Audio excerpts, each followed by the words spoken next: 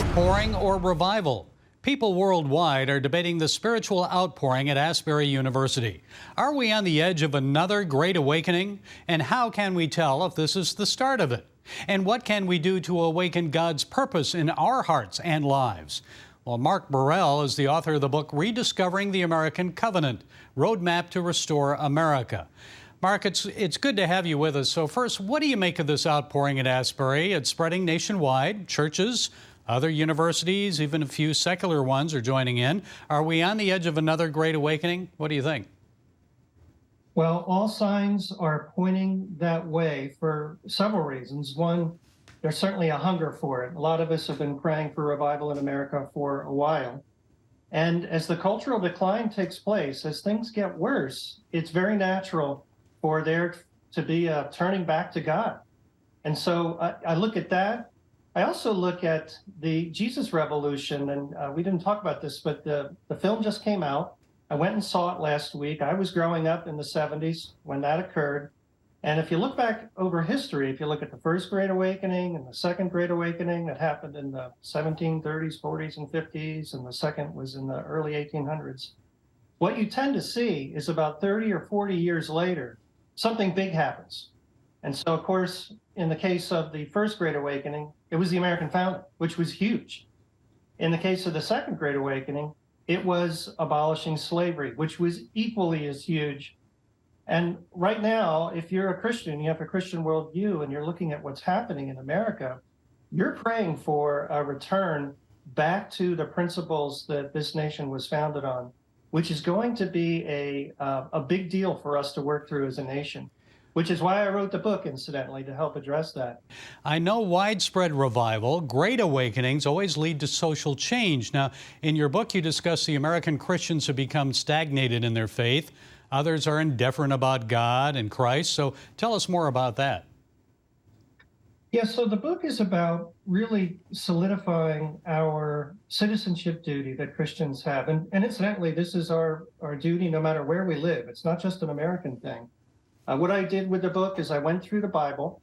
I had questions myself about the legitimacy of the founding. Was it really justifiable? If Jesus said you should pay your taxes and the colonists didn't want to pay their taxes, was that really biblically justifiable? So I went through the Bible and did an exhaustive study, just looking at all the verses that had to do with nations and rights and justice and governing.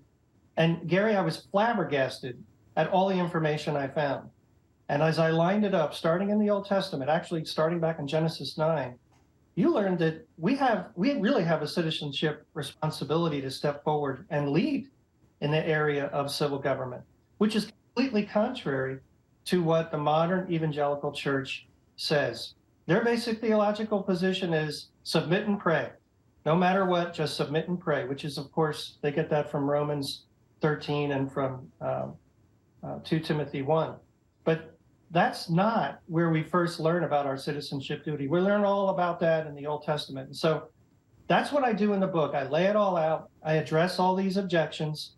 And then more importantly, I show how in America, what makes America truly unique is our Declaration of Independence, which I assert is our national founding covenant, which we need to get back to and discuss as a nation, because it really is what defines us. Why is it important that we understand the meaning of these documents and our Judeo-Christian roots as a nation? Seems like we're forgetting that.